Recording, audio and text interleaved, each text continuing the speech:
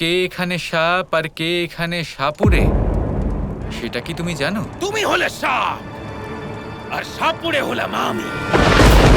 তোমার গোপীদের যেই ধরে ফেলেছি, তুমি তো নিজেই আমার সামনে চলে এলে না কৃষ্ণ।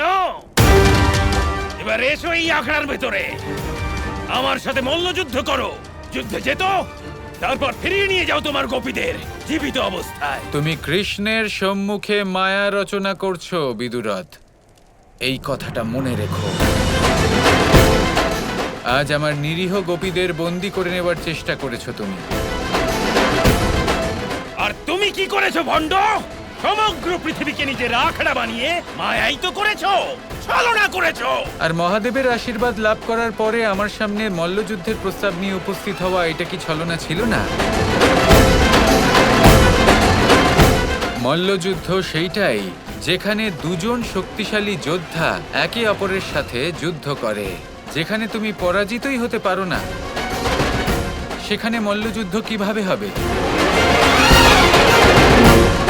তোমার মতো মায়াবীকে পরাজিত করার জন্য ছলনা তো করতেই হবে, তাই না? আর এই ছলনা তুমি আমার সামনে করছো বিদুরথ। যদি তোমার মনে হয় যে গোপীদের বন্দী করার মতো এই ঘৃণ্য কাজ করে তুমি নিজের উদ্দেশ্য পূরণ করে ফেলতে পারবে, তাহলে জেনে রেখে দাও, আমি এইটা কখনোই হতে দেব না।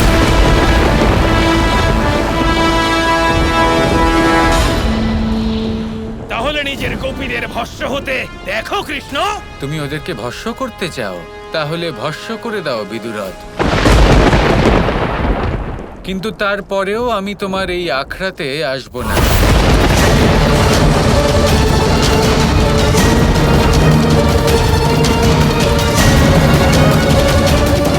মহাদেব, কৃষ্ণ গোপীদের ভস্ম করে দেওয়ার কথা বললেন? হ্যাঁ গৌরী, তুমি ঠিকই শুনেছ।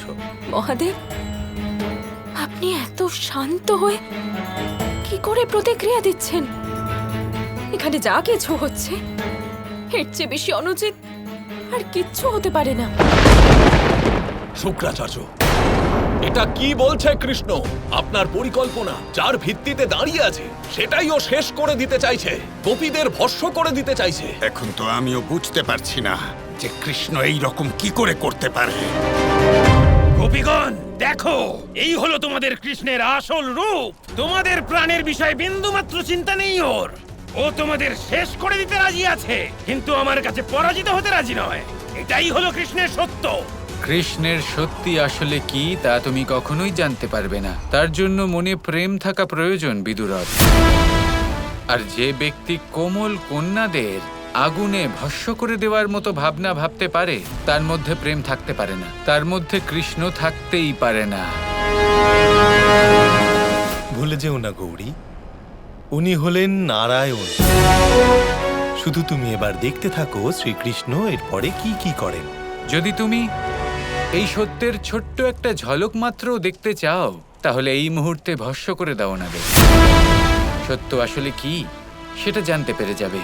ভস্ম করে দাও, দেখি আসল সত্যটা কি এই ভণ্ড কৃষ্ণের।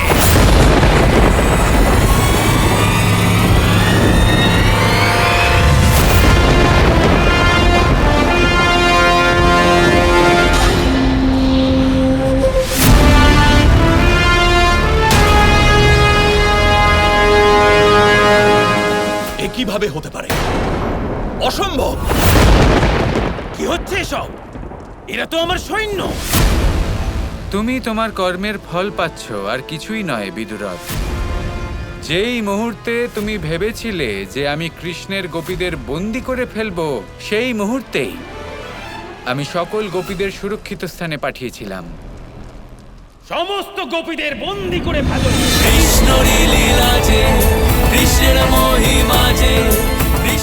আরো একবার তোমায় বলছি, তুমি কার সম্মুখে মায়া রচনা করছো, কার সম্মুখে ছলনা করছো, সেটা মনে রেখো।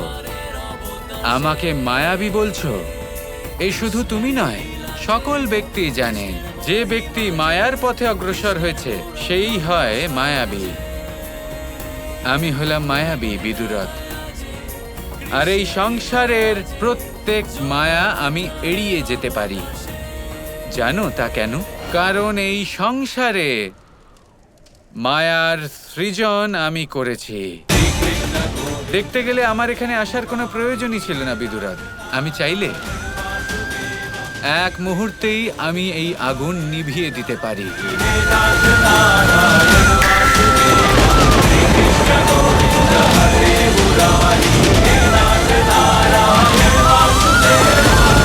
এখানে আসার শুধুমাত্র একটা কারণ ছিল, তোমার মুখটা আমি দেখতে চাইছিলাম। তোমার মুখের এই ভঙ্গিমা, এই আশ্চর্য, পরাজয়ের এই ছাপ। তুমি বরদান লাভ করেছো যে তুমি কখনোই পরাজিত হবে না, কিন্তু প্রতিবার আমার বিবেকের কাছে পরাজিত হয়েছো। বুঝতেই পারোনি কখনো একটা সহজ কথা, যে বরদান সত্যের ঊর্ধ্বে নয়। সব থেকে বেশি শক্তিশালী হলো বিবেকী। যদি তাই হয় তাহলে এসো আখড়াতে যুদ্ধ করো, দেখা যাক বিবেকের জয় হয় নাকি বরের। এত সহজে নয় বিদুরাত। এখনো তো এই মল্লযুদ্ধ চলছে। তা সম্পন্ন হওয়ার জন্য প্রথমে তোমায় কৃষ্ণকে খুঁজতে হবে। এখনো তোমাকে অনেক ছুটে বেড়াতে হবে আমাকে খোঁজার জন্য। আমি তোমাকে আরো বিরক্ত করব বিদুরাত। যদি কৃষ্ণকে পরাস্ত করতে হয় তাহলে প্রথমে তাকে খুঁজতে হবে। তুমি যখন সামনেই দাঁড়িয়ে আছো তাহলে আর কোথায় খুঁজবো?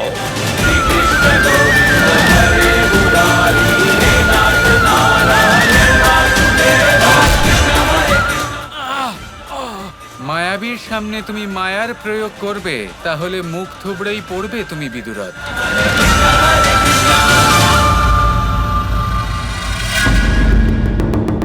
কিভাবে কিভাবে শুক্রাচার্য, আপনি অসুর গুরু কিভাবে হলেন? আপনার প্রত্যেকটা পরিকল্পনা ব্যর্থ হয়, আর ওই কৃষ্ণ আপনার থেকে অনেক বেশি পারদর্শী। আপনি কি কখনো কৃষ্ণের থেকে এগিয়ে ভাবতে পারবেন, নাকি আমি আমার উড়ন্ত নগরী নিয়ে পৌঁছে যাব যুদ্ধ করতে? বলুন, কি করতে হবে, কিভাবে করতে হবে সেটা আমি নিজেই জানি না। এবারে কৃষ্ণ শুধু আমাকে পরাজিতই করেনি, সেই সঙ্গে আমার আত্মবিশ্বাসেও আঘাত করেছে। মহাদেব, আমি তো বিশ্বাসই করতে পারছি না যে কৃষ্ণ এই রকম লীলা রচনা করতে পারেন। সবাইকে হতবাক করে দিয়েছেন উনি। কারণ শ্রীকৃষ্ণ প্রকাশ করেন না। উনি কি করবেন কাউকে বলেন না, শুধু নিজের কর্ম করে দেখান। তাই ওনার কর্ম দেখে এই সংসার আশ্চর্য হয়ে যায়। এইবার বুঝলাম যে আপনি নিজের ধ্যান ছেড়ে কেন শ্রীকৃষ্ণের লীলা দেখতে থাকেন। কেন দেখব না পার্বতী? ওনার এই লীলার থেকে মনোরঞ্জক আর কি আছে? সত্যি মহাদেব, আর কিচ্ছু নেই।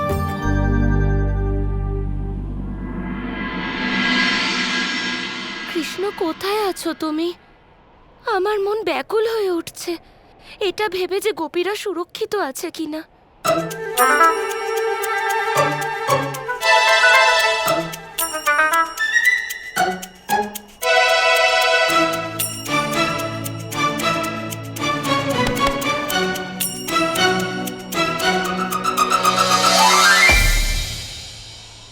কৃষ্ণ তো এখানে নেই, ওর তো গোপীদের সাথে আসার কথা।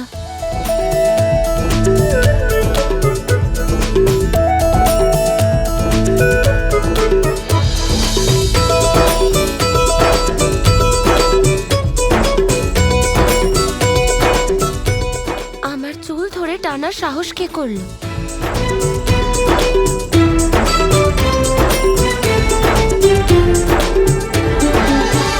আরে কে করেছে এসব?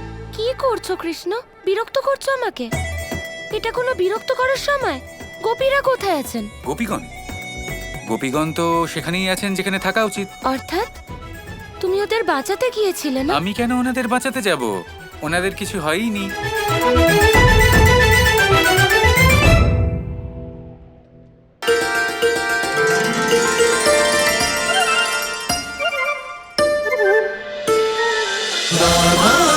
Krishna Krishna Krishna Krishna